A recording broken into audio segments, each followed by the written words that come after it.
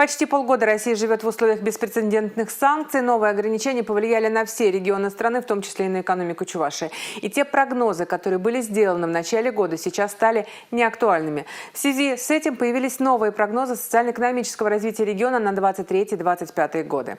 На данный момент существует два варианта развития экономики Чувашии – базовый и консервативный. Консервативный описывает глубокий спад экономики в 2022 году, если будут еще более жесткие санкции.